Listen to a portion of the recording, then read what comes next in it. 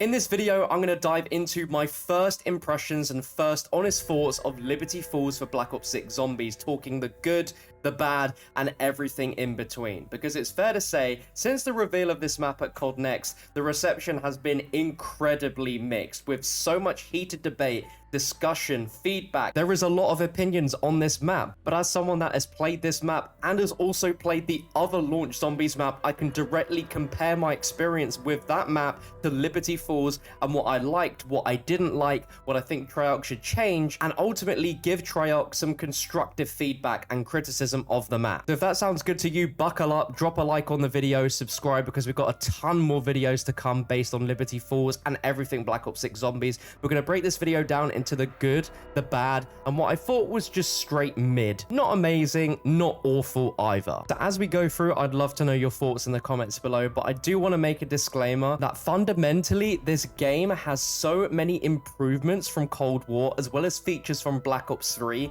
that one singular Zombies map shouldn't define the entire game from its launch content and all of these seasonal maps that we have to come. And that's not me coming from the perspective of a shill, that's me just trying to be objectively fair, because I think we shouldn't judge the whole game from one single Zombies map. And it does feel like a lot of people have just straight up forgotten that there are two Zombies maps on launch, Terminus and Liberty Falls, with Terminus being the much more hardcore zombie atmosphere experience that we're all wanting. The initial reception for that map was overwhelmingly positive by everyone that played it and saw it, and it's quite evident that the design and philosophy of Liberty Falls is to be a totally opposite map. It's not a hardcore map whatsoever. It's definitely aimed at the more casual players to just jump in, grind some zombies, grind some camos, and just not have to think too much about any deep layers, which obviously we weren't aware of prior to the reveal. So of course it's a little underwhelming in our expectations, and I think the visual and atmosphere is a letdown, especially from what we saw from the intro cinematic to build up the story of the map.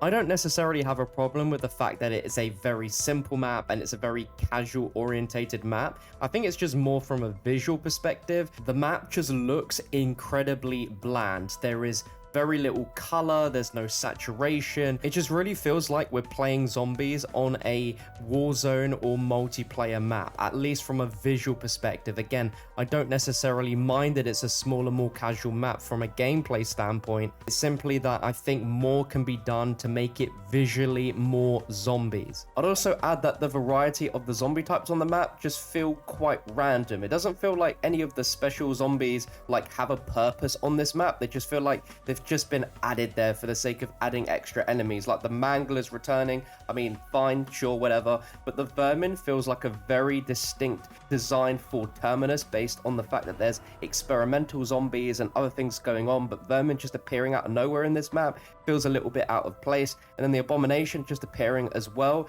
it just feels a little bit random. Maybe it's a little bit too much to ask, but I would have loved to have seen a unique zombie type specifically for this map that might have been created due to what we see in the intro cutscene. But going into the good, because there is actually a little bit of good here, and the first thing is the fact that Treyarch have done the impossible when it comes to reintroducing the jet gun as one of the greatest wonder weapons that I've used in the last 5 years of modern zombies. This gun was notoriously one of the most hated wonder weapons in all of zombies. It broke, you had to build it with parts, it was pretty much useless. With this brand new version in Liberty Falls, it feels like a totally different weapon, and it honestly is probably one of the biggest selling points of why you'd want to play the map. This weapon is absolutely incredible. The fact that it is so much stronger than it was in Black Ops 2, it lasts a heck of a lot longer, and that new alternate fire type is just amazing. It's basically like having the Thunder Gun as an alternate fire type option, and with its normal option, the zombies just get sucked in. It's really powerful. It can drag in salvage and drops towards you a bit like the Hell's Retriever. This thing was just an absolute joy to use, and like I said, it's probably one of the main things that's going to draw you into playing this map specifically, is because of how unique the weapon is and how much fun it is to use. I also would like to point out that the trap variety on this map is insane. We've had some zombies maps in the past where we've had the most mundane and bland traps, and this map is just littered with traps. From the very beginning of the spawn room, you have traps straight away. You have the Eforella trap, which is inside of a comic store, which is like a superwoman that has a laser that kills zombies. I think that's really cool, and it's little touches like that that we've not necessarily always had in previous zombies maps, especially in Cold War, so that is definitely nice to see. The Pack-a-Punch area being within the Dark Ether and it being a seamless transition between normal into Dark Ether is great. That area looks fantastic, and I'm very confident that the build we played had so many things that were supposed to be in there just disabled. I'm sure there's going to be a lot more tied into that specific area. Potentially there could be even more parts of this map going into the Dark Ether, and I really hope that is the case. During my playtime, I did bring up the tactical map, and there was the icons for some sort of teleporter portal, as well as there being a trial machine, which clearly indicates there is a lot more to the map that has just been disabled for us on that build. So what we see in the intro with the Samantha ball, there is very likely to be an underground lab portion of the map that's just not available. But from what we got to see from a casual player perspective, the map layout is pretty simple and easy, which is obviously designed to complement how complex and huge the Terminus Zombies map is. And the fact that the map layout is very simple and easy, it's not complex whatsoever, can be seen as both a good thing and a bad thing depending on what type of player you are. Because whilst a lot of you might not necessarily like the fact that it's so simple and so easy, for a lot of more casual players, especially a lot of the people that are at COD Next that aren't necessarily diehard zombies players,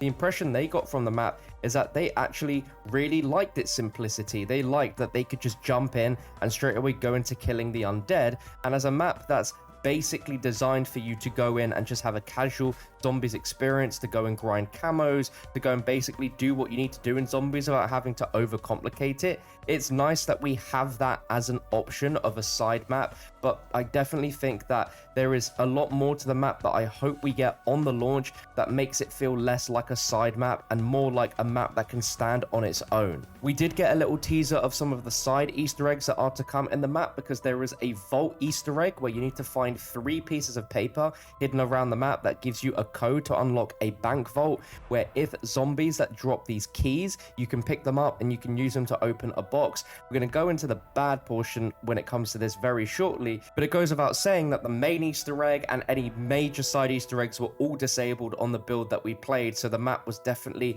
a lot more bare bones than it will be on the launch. We know there's going to be a main Easter egg quest. We don't know necessarily how many side Easter eggs are going to be compared to Terminus, but there's definitely going to be side Easter eggs too. A few other things that I thought that were good, but were not necessarily tied to Liberty Falls, but more just from a gameplay system perspective, is that the Omni movement felt incredible in zombies. It felt very natural in zombies, because in multiplayer, you have to have very quick reactions in order to use the movement properly to benefit from it. But in zombies, it's a lot more relaxed. You don't have to be instant response when it comes to using that movement, and sprinting around in all directions felt amazing in zombies. Like, this movement is without question the smoothest that we've ever had in a zombies game. The one thing I haven't tested out yet is the slide cancelling, if it's anywhere near as it was in BO3, because if we have that, then from a movement perspective, this could be some of the most watertight movement we've had in any COD zombies. The dedicated melee knife is also a great touch, where if you hold the melee button, it will bring out your knife,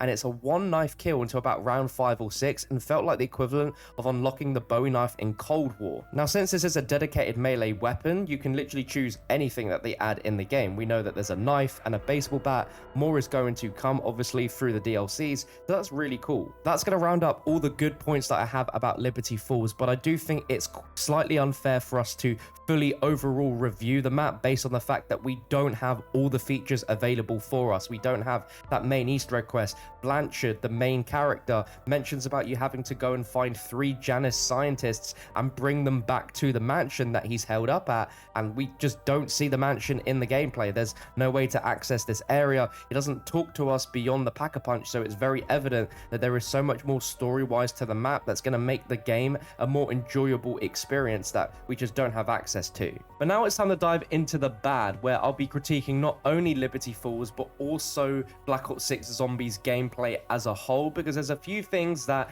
now I have a second playthrough under my belt on both maps. I can critique a lot of the systems and tell you if they feel good or not. But I guess the main talking point for Liberty Falls is, again, it just doesn't feel like a zombies map atmospherically. It just feels very bland, it's very colorless, it's lacking in a lot of what we would instantly recognize and feel as zombies. Now, when I played Terminus, I did critique the fact that I did not like the point system returning from Cold War, and when getting a second time to play Liberty Falls, I really got to get a grip with the point system, and I feel like the points in the early game were just incredibly slow. Maybe it was from all of the permanent upgrades we unlocked in Cold War, but it felt like you gained points pretty quickly in the first few rounds on that without much trouble. But with this game, it just feels like once you start opening some of the doors and you realize that there's more doors you need to get, and you're in about round 5-6, it just feels really slow and sluggish to gain points. In this game, Treyarch have given you a lot more things that you need to spend your points on, including the armor wall buys for level 2 and level 3 being 4,000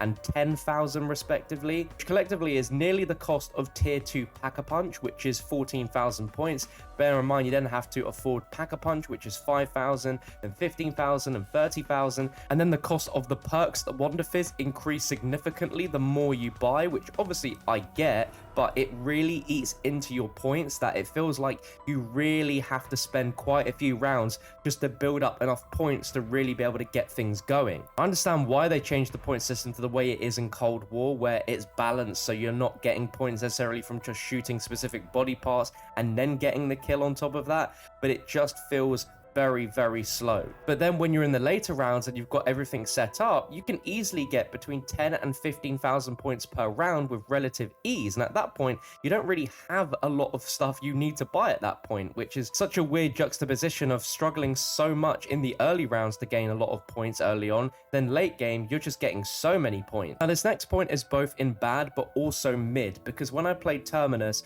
I realized and pointed out that it felt pretty jarring that Treyarch has introduced the Warzone plating mechanic where you have to hold Y to manually replay armor plates, as you're no longer going up to the armor station and just replenishing it that way, and zombies do not drop armor plates either, so it feels pretty strange that normally you just walk straight over the plates and it would put them on, but now you have to do it yourself. At first, when I played Terminus, coming out of it, I detested this. I did not like it straight up, but when I played it this time around, I actually didn't mind it. I didn't think it was as bad as I originally thought. It still felt very alien at first to be doing it, but after a while, it actually felt like this could be a better system, and that's also for better or for worse, because some mathematics has been calculated to determine how many hits you can survive now once you have tier 3 armor with full armor plates and Juggernog, and the answer is something ridiculous like 14 hits before you go down, which is honestly quite absurd. Treyarch did say when we got to see the game a month ago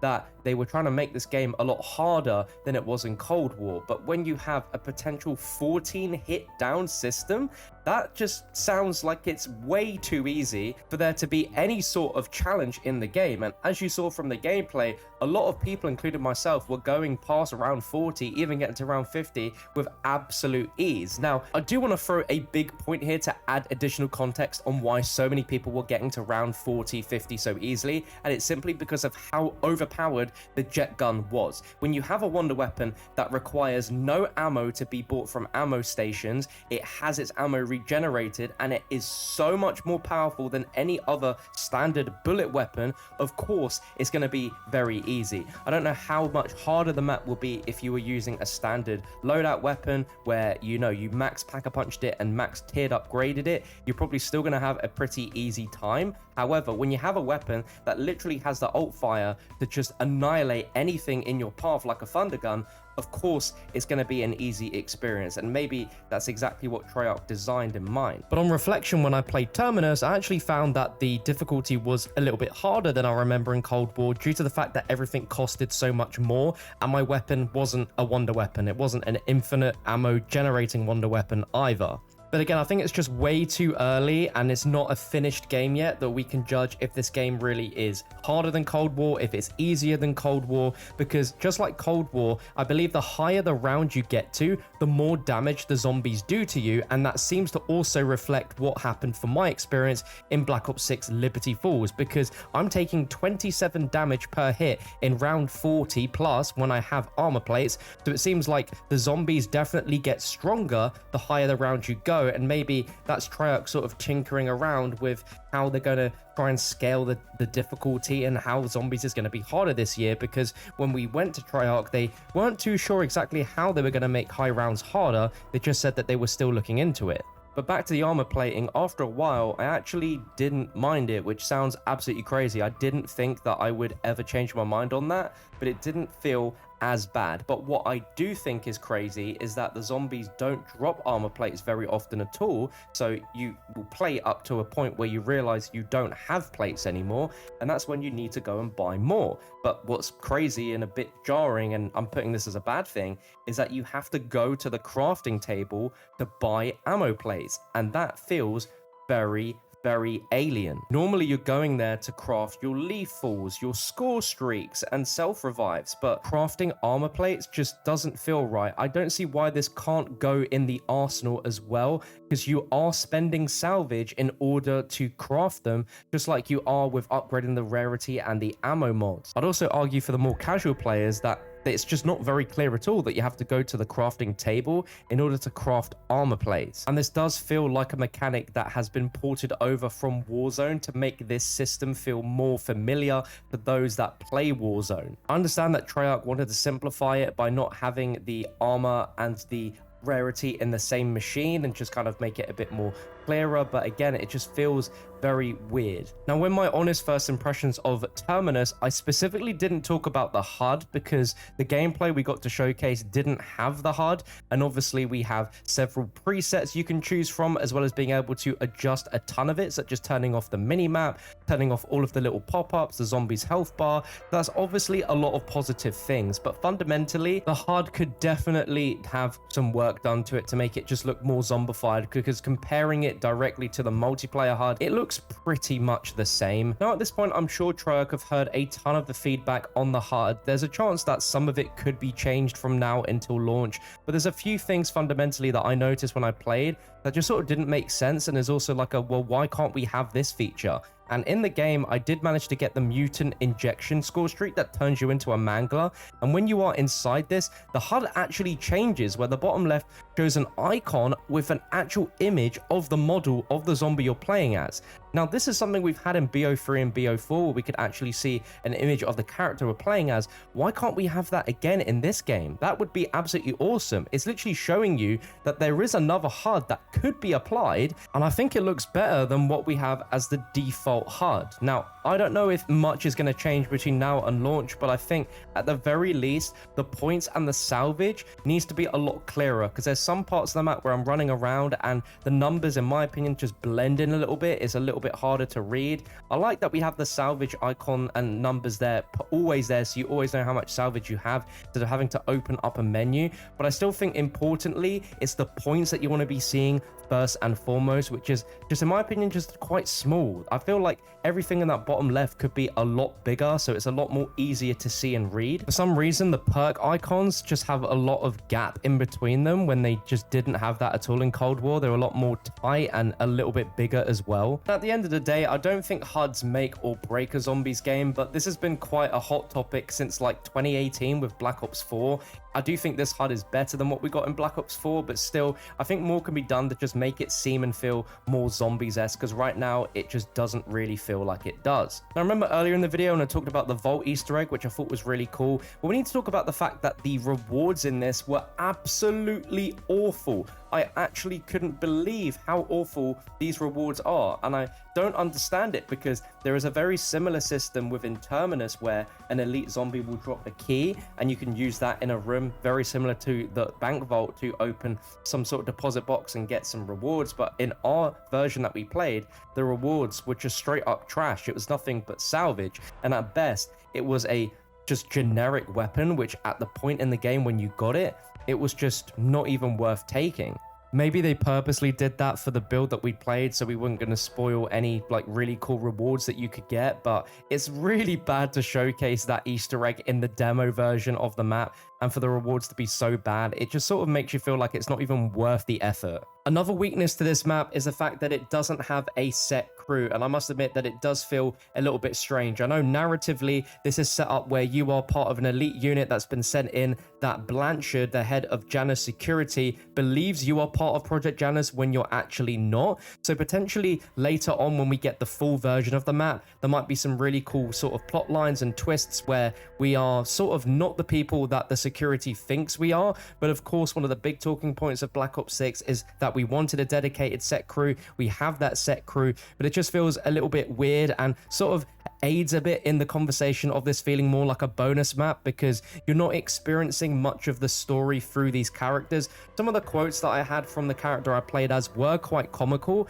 but again, it just feels like there isn't any meaningful conversations that you'll have with your character and the other characters that you might have if you're playing in co-op, where you'll learn a ton of the story through the eyes and experience of these random characters. I feel it's just an unfortunate weakness of the map that maybe could have been avoided if there still was a set crew, but this time they were just like a set crew of elite soldiers that were sent in, where there is still a bit of story tied to it than just complete random people being sent in. Another unfortunate thing from the build we played is that we couldn't mess with any of the gobblegums or the augments. Now, when I played Terminus, we actually could go into the menu and see the gobblegum selections, but in this, we didn't have any choice. It was just a pre-selected amount of gobblegums, and some of them are, you know, fairly exciting, while others are pretty standard, and it's a little bit of a shame that we couldn't mess around with them, maybe see some of the new ones in action, such as the new one where you get the wonder weapon guaranteed at the mystery box, or just some fan favorite ones return. And the same with augments, we couldn't activate or use any augments, there weren't any applied, so we have no idea about some of the other nuances that could be in the gameplay there when you mess around with that augment system. Now, something that I didn't think was amazing but also wasn't awful is the fact that the map is just easy. I mean, with the jet gun, of course this map is too easy, but maybe that's kind of an experience that once we get the game and we get hands-on, perhaps Terminus might be quite a bit of a challenge, that you might want to have something that's a bit more of a chilled experience, where Liberty falls into that category nicely, from the mastery camos that were shown, where you don't have to level up the weapons whatsoever to start earning these camos. This is definitely a map that's going to be more suited for that, and in hindsight, when the game comes out, we might actually be quite thankful that we have that option there. And I think hindsight is a great thing to talk about, because if we reflect on this Zombies map reveal and compare it to Black Ops 3 Zombies, when people saw Shadows of Evil for the first time, people absolutely despised the look of it, because it was completely different to anything we've ever seen before,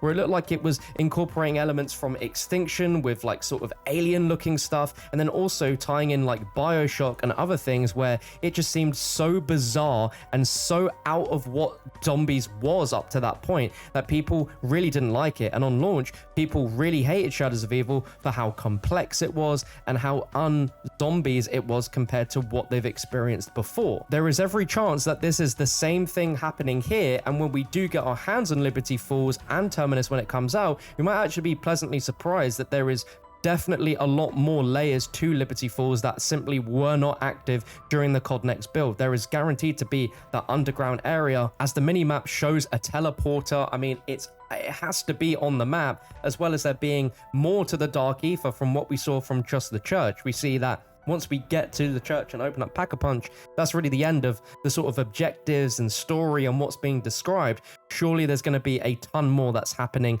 once we get past that point. And overall, I think what we've been shown of Liberty Falls is simply just a small slice of the pie. There is going to be so much more on launch with this game, with this map, both maps combined, that there's going to be a ton of stuff to dive into, that I don't think it's completely fair for people to simply write off the entire game when they haven't played it yet nor have we seen the full breadth and depth of both of these zombies maps. And as someone that has played both maps, I can tell you categorically that if you do not like the look of Liberty Falls, you will absolutely love Terminus. There's no doubts about it. That is well and truly the sort of more hardcore, old school feeling zombies that you are wanting and expecting. And during COD Next, Treyarch also announced that there is going to be the first DLC map that will drop before the end of 2024. So probably by December, we're going to have 3 zombies maps, all full with a main quest on each, side Easter eggs. So there's going to be a lot of content to dive into. But I completely understand that if Liberty Falls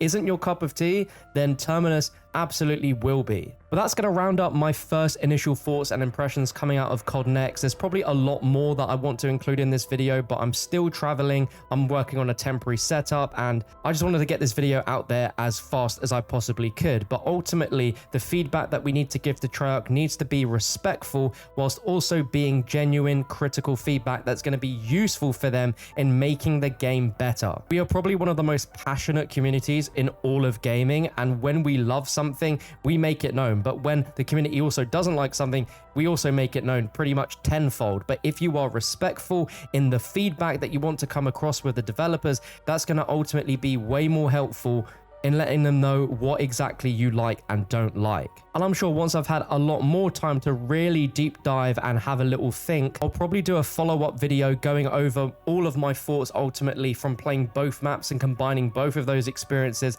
give you my ultimate Black Ops 6 pre-launch thoughts and impressions. But I'd love to know your thoughts and feedback for Liberty Falls in the comment section below, as I'm sure Treyarch are going to be reading it. Be sure to subscribe, as I'll be bringing you guys a ton more videos over the coming days and weeks leading up to the launch of Black Ops 6 Zombies. If you want to watch some Liberty Falls gameplay without me talking over it, then why not click this video on your screen now?